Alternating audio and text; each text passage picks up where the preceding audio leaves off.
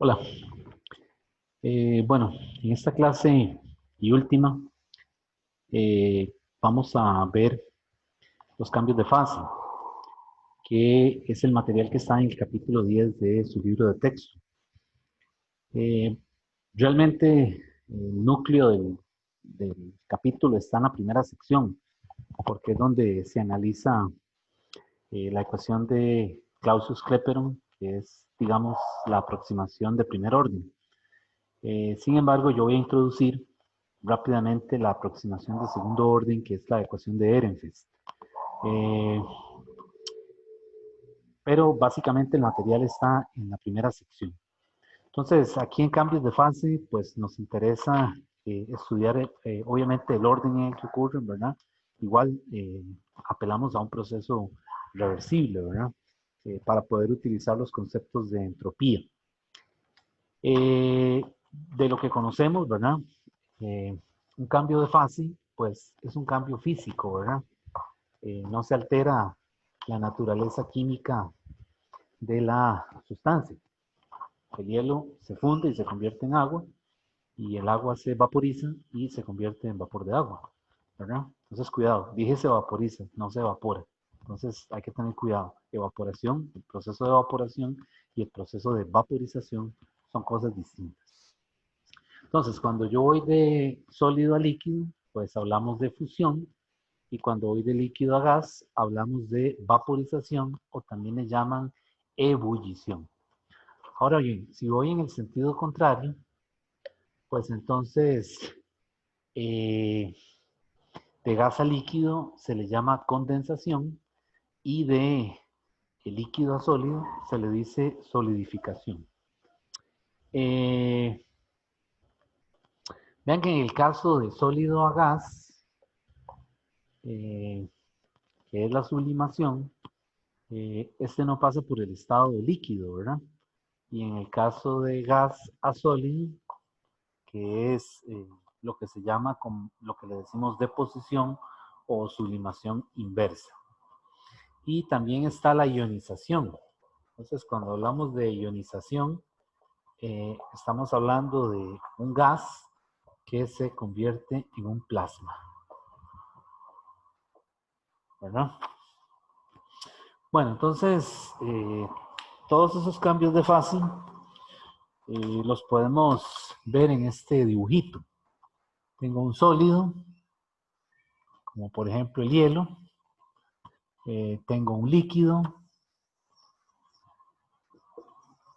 como por ejemplo el agua. Y tengo algo que está en estado gaseoso. Entonces, pues si yo quiero ir de sólido a líquido, esto se llama fusión. Si quiero ir de líquido a sólido, esto se llama solidificación.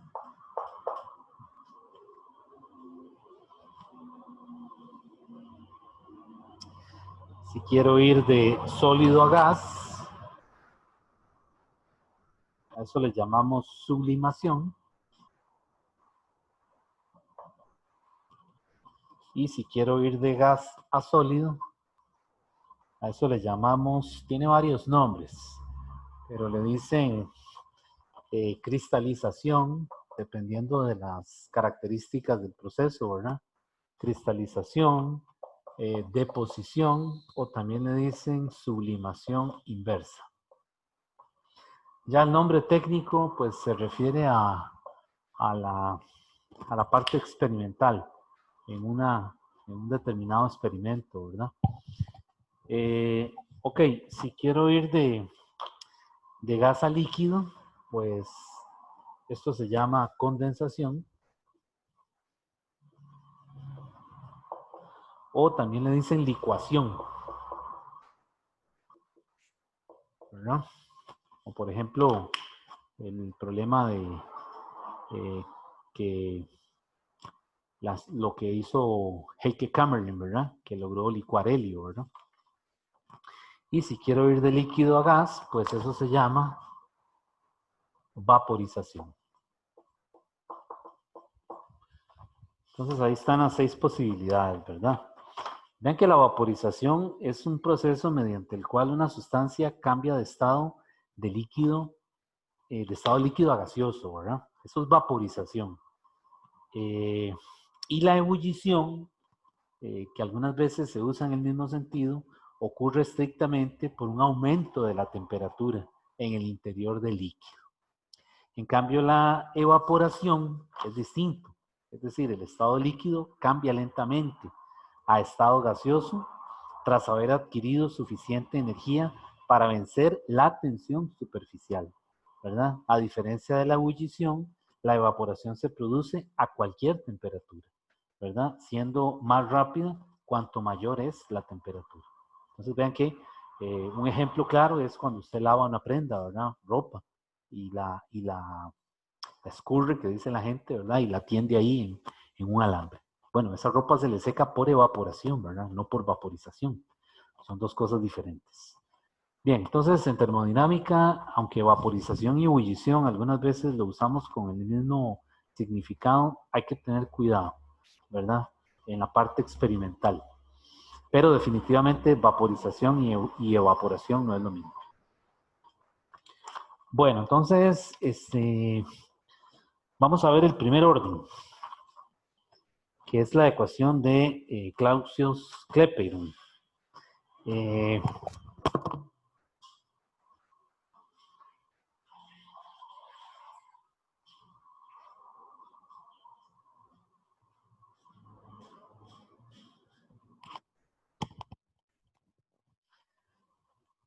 No tenía el borrador a mano. Bueno, con lo que es el borrador.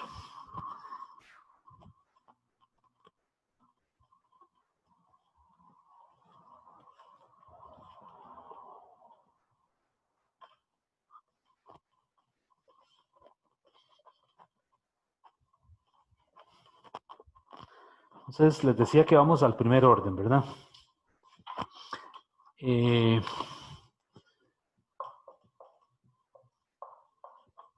Para el primer orden, para la parte de fusión y sublimación, vamos a suponer que la temperatura y la presión permanecen constantes, pero lo que varía es la entropía y el volumen. ¿Por qué se supone eso? Bueno, eso ya depende de las condiciones experimentales, ¿verdad? En las que se lleva a cabo un cambio de fase. Pero digamos que el primer orden se escoge de esta manera, ¿verdad? Por una situación a la hora de estudiar la función de estado, la G, que en este caso es la energía libre de Gibbs, o la energía de Gibbs. Entonces, suponemos que es una sustancia, bueno, primer orden, T y P son constantes, T y P constantes, ¿verdad? Y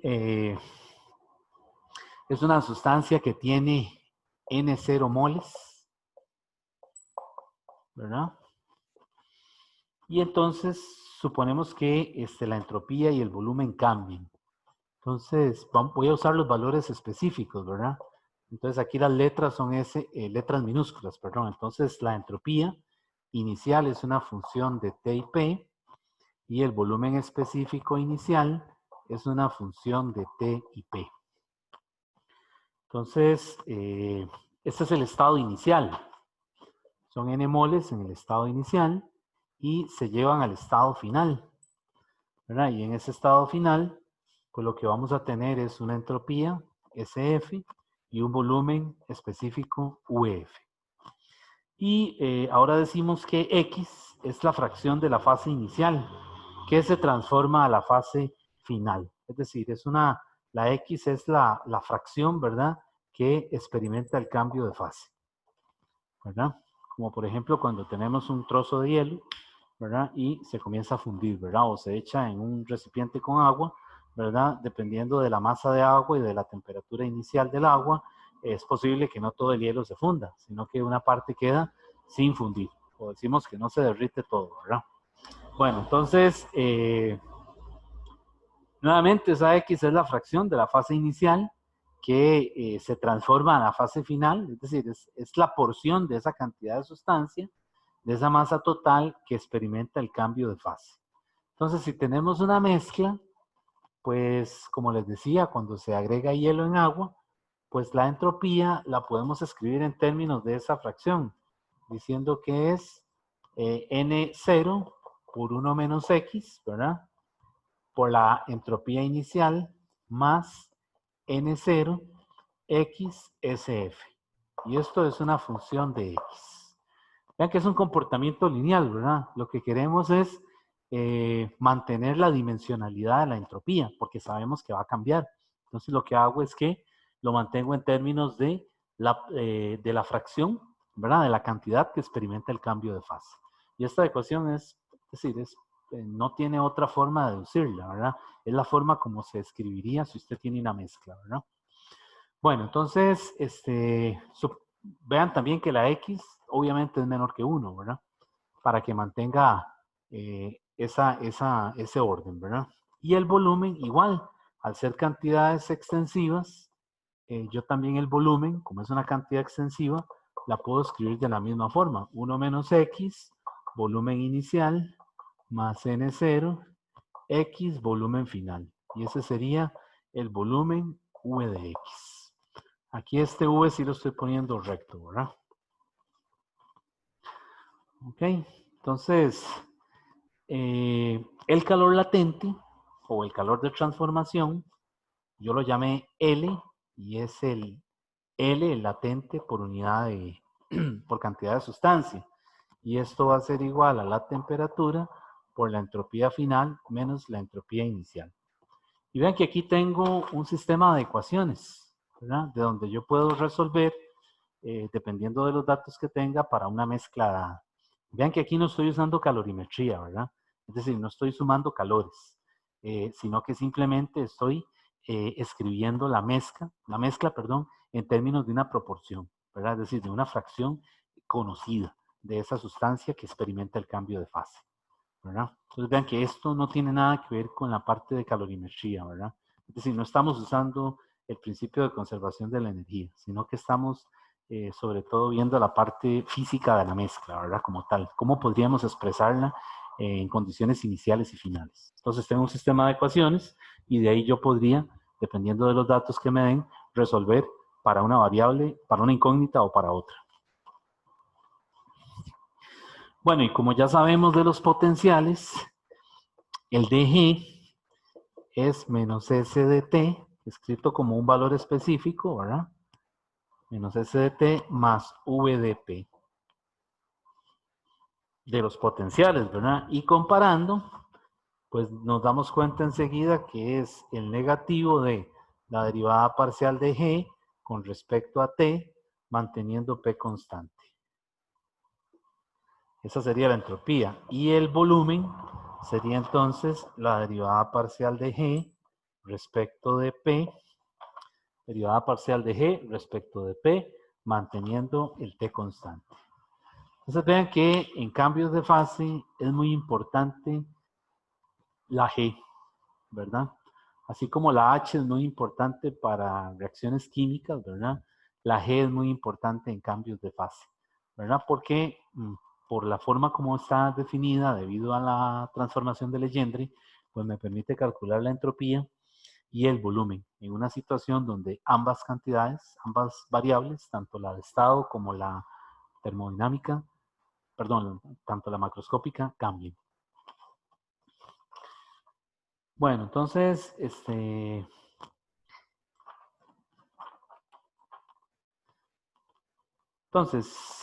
lo que va a pasar aquí es que, pues en el primer orden hay cambios, como dijimos, de entropía y volumen, y las derivadas, estas derivadas que vemos ahí, que son de primer orden, de la función de Gibbs, van a presentar discontinuidades. Y entonces esas discontinuidades las podemos representar en un diagrama de G contra T.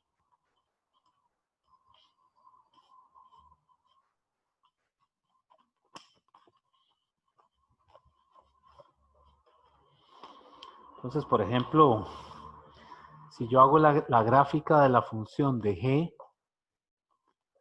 versus T, ¿verdad? Con sus correspondientes unidades en el sistema internacional, pues vamos a ver que la función de Gibbs tiene un comportamiento de esta manera. Tiene una leve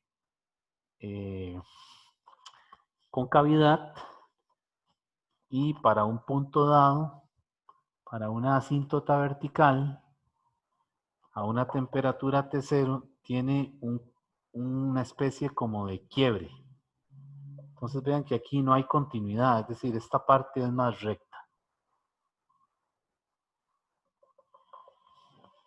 Es decir, ese es el comportamiento que tiene esa función en el valor T sub 0. Ese T sub 0 precisamente es la temperatura de transición, que se supone que es un valor constante, como ya sabemos, ¿verdad? Un cambio de fase, en el momento en que ocurre el cambio de fase, la temperatura se mantiene constante. Entonces vean que esa función no es continua, es decir, no es una curva suave, ¿verdad? Entonces el límite por la derecha no es el mismo que por la izquierda, de acuerdo con la definición de la continuidad, ¿verdad? Ahora bien, veamos la gráfica de la derivada de G. Entonces recuerden que la derivada es la pendiente de la recta tangente en el punto, ¿verdad? En cuestión. Entonces,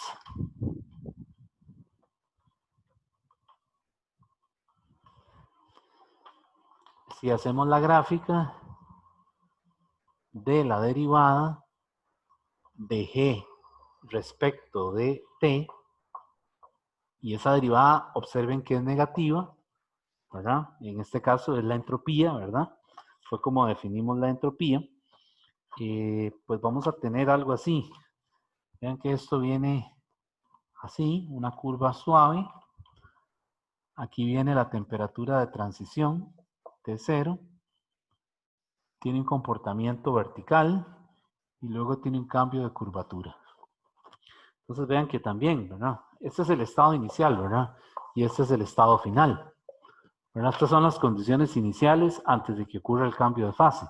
Igual aquí, ¿verdad? Aquí son las condiciones iniciales y aquí son las condiciones finales. Entonces vean que en estos puntos la función no es suave, sino que hay discontinuidad.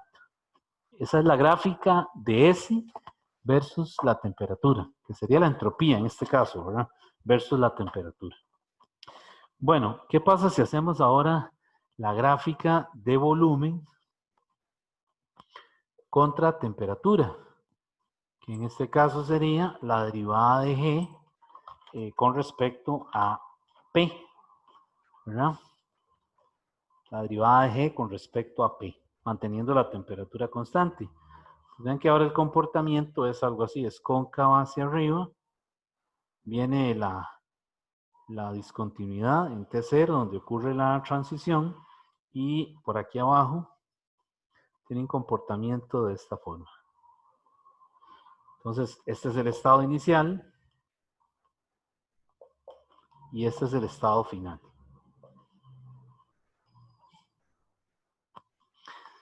Y si hacemos la gráfica de capacidad calorífica, vean que esta es la función de Gibbs, esta es la entropía. Vean que esto es una pendiente, ¿verdad? La pendiente de la recta tangente. Entonces, pues ahí hay que ver esa parte geométrica, ¿verdad? Si ahora hago la gráfica de la capacidad calorífica a presión constante versus la temperatura, o sea, el Cp, pues entonces tiene un comportamiento así, es cóncava, luego viene el punto de discontinuidad en T0 y luego hace algo así. Entonces vean que la concavidad en esta es hacia abajo, ¿verdad? Y en este caso, esta tiende a más infinito. Es decir, vean que la Cp alcanza un valor muy alto, ¿verdad? Cuando la temperatura comienza a elevarse. Y es lo que se ve experimentalmente en un cambio de fase, ¿verdad? Entonces, igual, esta es la situación inicial y la situación final. Entonces, bien, ahí tenemos los 4 casos, ¿verdad? La función de Gibbs como tal, la entropía, que es la derivada G respecto de T, el volumen, que es la derivada G respecto de P, y la capacidad calorífica a presión constante. La línea vertical en trazos, ¿verdad? Esta línea que está aquí, como dijimos, representa el cambio de fase, la transición a una temperatura T0 en cada uno de esos casos. Y las 4 gráficas corresponden a la misma sustancia que experimenta el cambio de fase. Ahora, el CP de una mezcla de 2 fases durante un cambio de fase se hace infinito. Vean que la curva tiende a, aunque al principio comienza con cierta concavidad, después comienza a volverse totalmente horizontal conforme la temperatura aumenta, ¿verdad? Entonces, en este caso, durante un cambio de fase, el CP se hace infinito. Entonces, es decir, en un cambio de fase lo que se ve es eso. Es decir, el CP comienza a aumentar, ¿verdad? Es decir, comienza a aumentar hasta que llega a un tope, ¿verdad? Y eso lo vemos aquí a la hora de hacer estas gráficas. Bueno, entonces de esto, pues podemos concluir algunos resultados de estas gráficas que nos van a ayudar a estudiar el primer orden. Tal vez los vamos a poner por aquí. Bueno, lo primero que vemos es que el CP, que es T por la derivada parcial de S respecto de TP, las ecuaciones que habíamos visto en el capítulo 8, ¿verdad? Es infinito, es decir, diverge.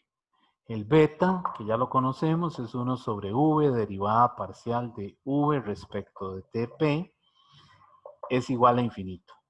Y el kappa, 1 sobre V negativo, derivada parcial de V respecto de PT, es también infinito, ¿verdad? Es decir, para una situación en donde la presión es constante y la temperatura es constante, ¿verdad? El dP es 0 y el dt es 0. Entonces, vean que los valores tienden a un máximo, ¿verdad? Es decir, tienden a infinito cuando la temperatura aumenta. Entonces, esto se ve en un cambio de fase de primer orden. Es lo que se ve experimentalmente, ¿verdad? Es decir, esos valores se comportan de esa forma y solo ocurre en la mezcla cuando ambas fases están presentes, ¿verdad? Es decir, nos referimos a cuando tenemos una mezcla, ¿verdad? Agua más vapor o, por ejemplo, hielo más agua. Bueno, entonces,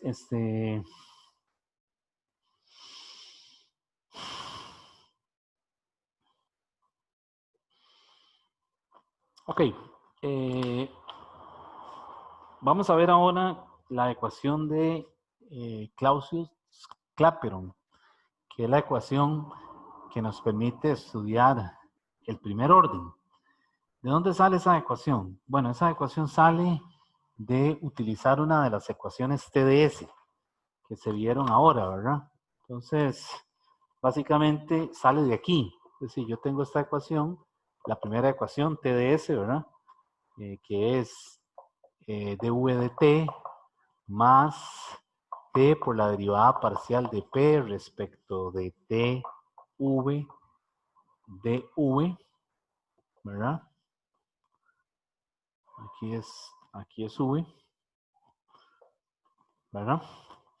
Y entonces, supongo que P es una función de la temperatura y que es un proceso isotérmico e isóbaro, ¿verdad? Porque ya dijimos que el primer orden es a presión y a temperatura constante. Entonces, el dP es 0 y el dt es 0. De tal manera que yo puedo hacer esta aproximación. Yo puedo decir que dP dt a volumen constante realmente es dP dt, ¿verdad? Eso se ve, ¿verdad? Si suponemos que es un proceso isóbaro e isotérmico, ¿verdad? Pues entonces podemos, en el estado, para pasar del estado inicial al estado final, esto es válido, ¿verdad? Matemáticamente lo podemos suponer, ¿verdad? Es decir, y además decimos que P es una función de T, ¿verdad? Entonces, integrando eso, pues me va a quedar que yo puedo ponerlo de esta manera. Es decir, cuando yo sustituyo esto aquí, pues me va a quedar lo siguiente. Me va a quedar que T, ¿verdad? Por S final menos S inicial es igual a T por dP dt V final menos V inicial, ¿verdad? Y esto se fue, ¿verdad? Porque estamos diciendo que T es una constante y el de T es 0. Y lo puedo reacomodar. Vean que este es el calor latente, ¿verdad? Como lo habíamos definido. O el calor latente no, el de transformación, ¿verdad? Que es el latente por unidad de cantidad de sustancia. Entonces de aquí ya yo puedo ver que dP de T es L entre N, ¿verdad? Calor latente entre cantidad de sustancia, T por V final menos V inicial. Y esto de arriba es el calor de transformación, que sería T por V final menos V inicial.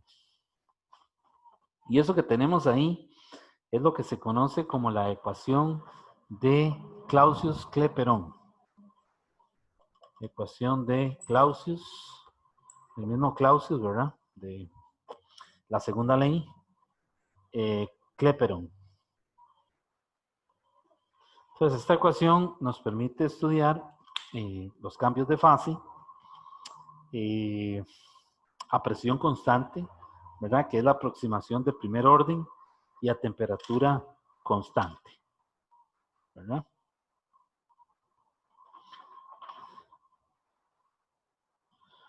Ok, y en esta notación es muy usual, como les había comentado en la clase anterior del capítulo 8, es muy usual utilizar la notación de las primas para referirse al estado en el que se encuentra. Entonces, es muy común en esta ecuación usar V', V2', V3'. Y eso no se refiere nuevamente a derivadas, sino es el volumen molar específico de un sólido, ¿verdad? De un líquido o de un gas, ¿verdad? Y también, o de un vapor, ¿verdad? En general hablemos de un vapor, porque puede ser vapor de mercurio, puede ser vapor de agua o vapor de yodo, ¿verdad? Y el yodo normalmente está en condiciones sólidas. Y recuerden que esta notación está asociada con los subíndices 1, 2, 3. Entonces, vean que cuando hablamos de 1 a 2, estamos pasando de sólido a líquido, ¿verdad? Entonces, en ese caso, es fusión, ¿verdad? Es un trozo de hielo que se está fundiendo, qué sé yo, a temperatura ambiente o si se colocó en una mezcla. Bueno, la ecuación de Clausius-Clapeyron también tiene varias formas de escribirla. Y tiene sus correspondientes versiones para cuando se trata de fusión, vaporización y, por ejemplo, sublimación. En general, podemos utilizar esa notación, ¿verdad? Podemos utilizar la notación que tenemos aquí para referirnos a esas ecuaciones.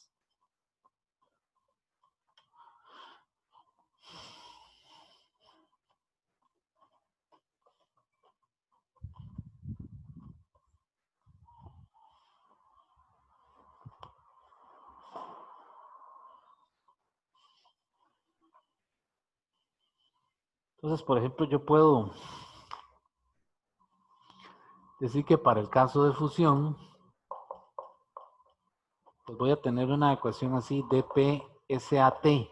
Se usa esa notación también para referirse a que es el estado en el límite, ¿verdad?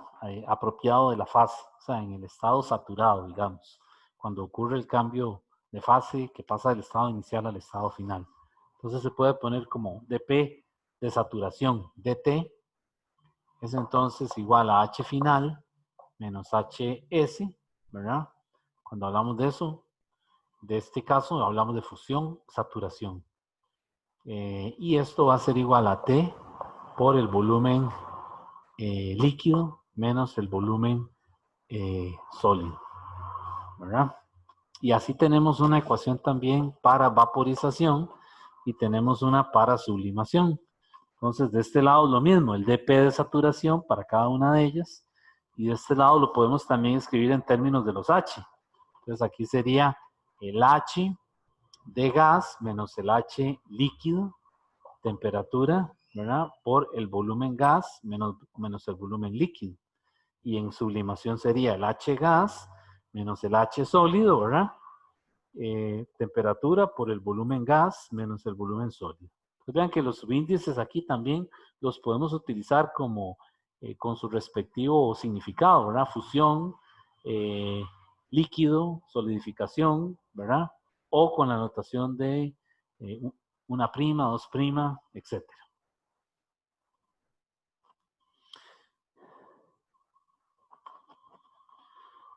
Bueno.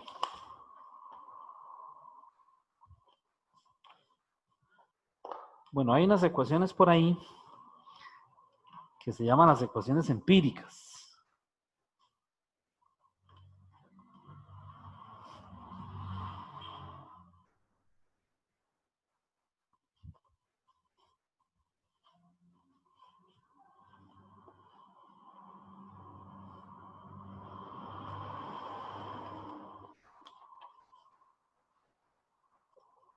Ecuaciones empíricas. Recuerden que esa palabra quiere decir derivado de la experiencia, ¿verdad? Realmente son aproximaciones, ¿verdad? Porque la termodinámica no proporciona un modelo de las sustancias, ya sea en forma general o individual. Es decir, casi que cada sustancia, cuando pasa por diferentes cambios de fase, es un caso particular, ¿verdad? Es decir, no hay un modelo tan general para estudiar todas las sustancias, porque todas tienen propiedades distintas a diferentes temperaturas y presiones, ¿verdad? Así que por eso es que también hay muchas ecuaciones de estado, por la misma situación, ¿verdad? Por los cambios de fase, ¿verdad? Entonces, pues han aparecido algunas ecuaciones que se usan más a nivel experimental cuando se está haciendo alguna verificación experimental y hay un cambio de fase, pues se le trata de aplicar alguno de estos ajustes. Entonces, el logaritmo de P saturado es igual a A menos B sobre T. Eso es muy común que se utilice en cambios de fase. Aquí es logaritmo natural. El logaritmo natural de P saturado se puede también aproximar con este otro ajuste, A menos B entre T más C. ¿Verdad? Ese le dicen el ajuste de Antoine.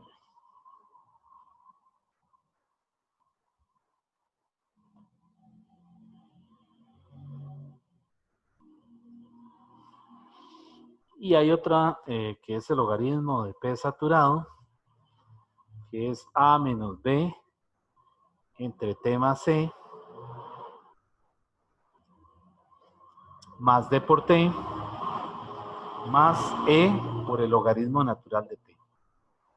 Ese es otro ajuste, ¿verdad? Como les decía, estos son ajustes que se utilizan mucho en la parte experimental, cuando se está trabajando con un cambio de fase, ¿verdad? Es decir, no están deducidos de los fundamentos de la termodinámica, sino que son ajustes que han sido introducidos conforme la data se está analizando. Entonces, estos tres son recurrentes, es decir, aparecen en diferentes verificaciones experimentales de la data, ¿verdad? Y hay más, ¿verdad? Dependiendo del campo experimental por donde usted se vaya, ¿verdad? Es posible que hayan ajustes más complejos o que necesiten modelos numéricos para hacerlos, ¿verdad? Estos todavía se pueden hacer, digamos que a mano, se pueden meter en Excel, ¿verdad? Y manipular la data ahí, ¿verdad? Pero hay otros, pues, que son más elaborados. Bueno, eso se llaman las ecuaciones empíricas. El capítulo, perdón, por ahí las menciona en ese capítulo. Y entonces, pues solamente las estoy comentando aquí.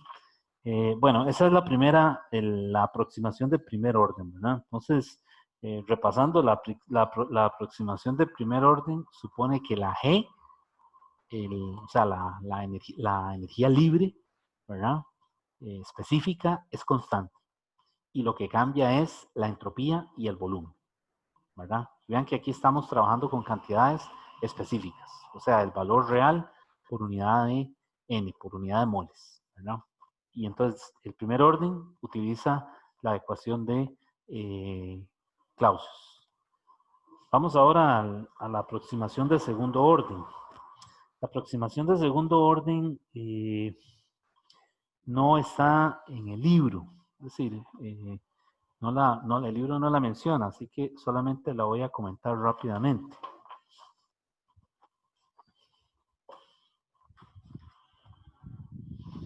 Algunos libros o algunos autores, más que todo, no han querido reconocer esa aproximación de segundo orden, porque pues tiene sus, ¿cómo se dice? Sus peculiaridades teóricas, ¿verdad? Cuando la presentó Ehrenfest es un poco artificial y se verifica solo en condiciones bastante idóneas, ¿verdad? Entonces, algunos autores en termodinámica no, ni siquiera lo mencionan en los libros de texto, ¿verdad? Entonces, porque no la consideran realmente, es decir, una aproximación experimental tan buena como la que da la ecuación de Clausius-Clapeyron.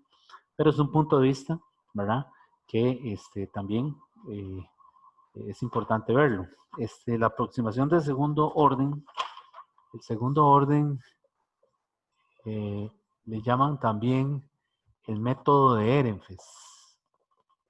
Método de Ehrenfest, ¿verdad? Y en esta aproximación, los volúmenes específicos, ¿verdad? O los volúmenes molares de las dos fases y sus entropías cambian en forma continua, ¿verdad?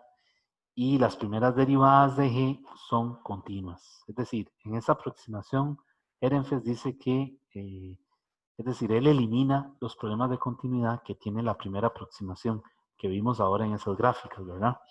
Y entonces dice que esas derivadas, las primeras derivadas son continuas durante la transición, pero las segundas derivadas sí son discontinuas, ¿verdad? Entonces, estas segundas derivadas están asociadas con propiedades termodinámicas, igual como la capa, la capacidad calorífica a presión constante, la beta, ¿verdad? Y entonces, en este caso, pues esta ecuación, en el caso de Ehrenfest, para Ehrenfest el dp dt está indeterminado, 0 sobre 0, ¿verdad? Como les decía, Ehrenfest parte de algunos supuestos matemáticos, ¿verdad? El segundo orden o este método no está tan fundamentado en evidencia experimental, sino que más es es decir, es un trabajo teórico que él hizo, que en algunos casos describe correctamente lo que se observa en un cambio de fase, pero como les decía, es decir, no se puede verificar siempre desde el punto de vista experimental. Es más digamos, teórico, ¿verdad?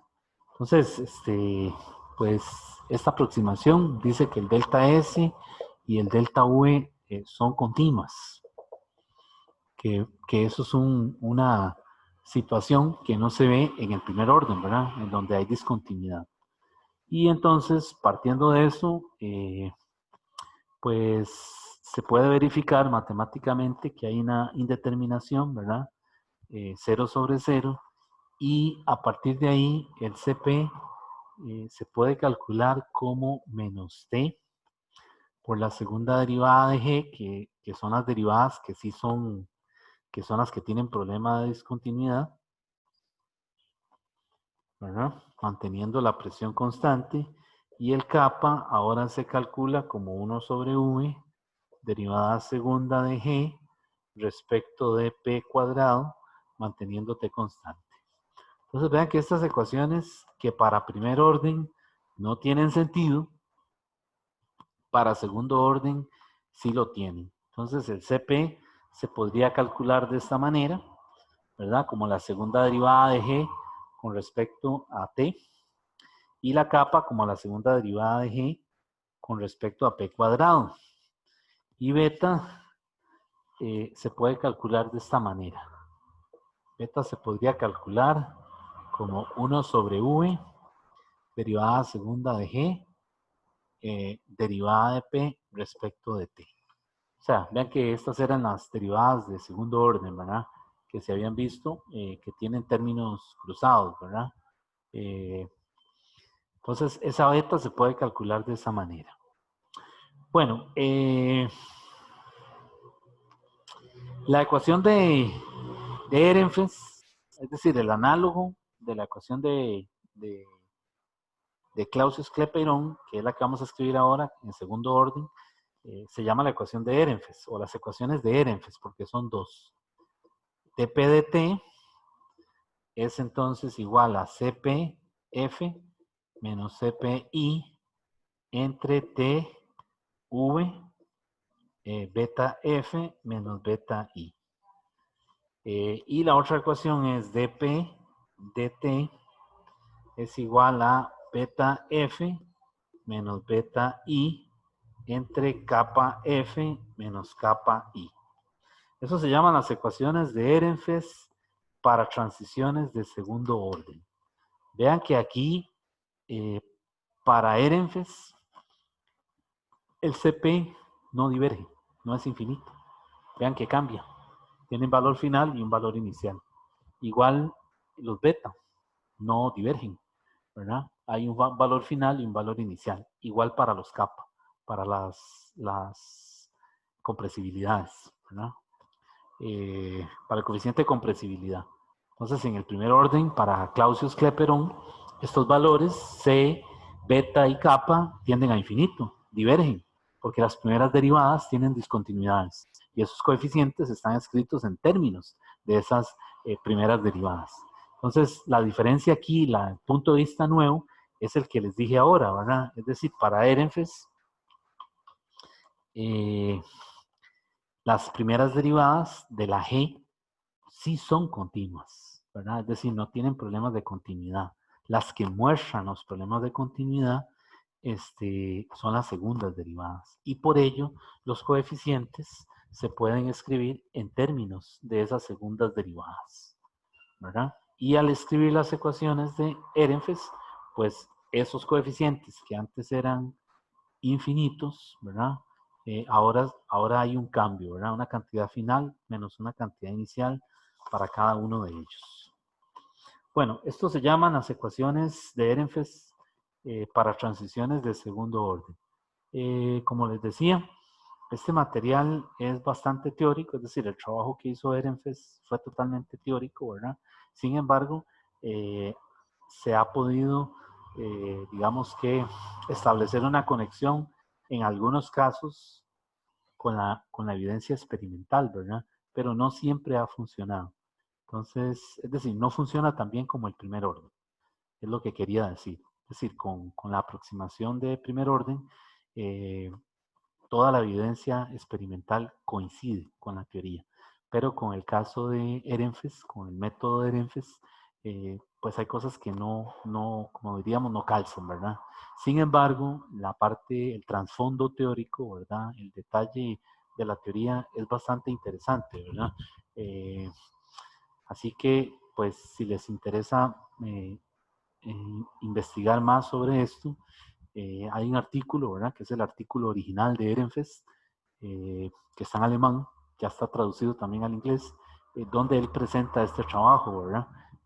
Para el que esté interesado, pues lo puede buscar, o si no, cualquier cosa yo se lo puedo pasar por ahí. Como les digo, la parte matemática es muy interesante, es muy bonita, ¿verdad? Para el teórico, para el que le gusta quizás poner esto a prueba, ¿verdad? En una simulación o tal vez con algún modelado numérico, puede resultar interesante. Pero sí, la correspondencia con la evidencia experimental no es del todo satisfactoria. Bueno, esto es el material básico de la primera sección del capítulo 10, ¿verdad? y algunas otras, las primeras 4 secciones donde se ven las ecuaciones empíricas. Y esto de segundo orden, como les dije, no está en el libro de texto, sino que yo lo estoy dando aquí como para que ustedes se den una idea, ¿verdad? En realidad lo estoy diciendo muy, es decir, muy rápido, y me he brincado un montón de cosas que tal vez no son, es decir, no se ha visto de forma coherente, pero es decir, no se va a evaluar en el examen, ¿verdad? Pero sí me interesa que usted conozca de la existencia de este método de Ehrenfest, ¿verdad? Porque pues es un resultado definitivamente de la termodinámica clásica.